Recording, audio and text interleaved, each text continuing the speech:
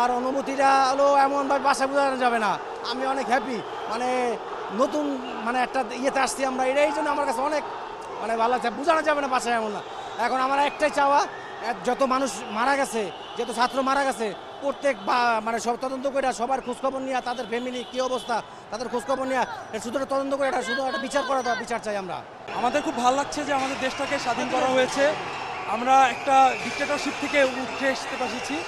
আর এটা বাংলার একটা জাগরণ, যেটা আমরা ৭১-এ দেখেছিলাম, আর আমরা ২৪-এ দেখেছি।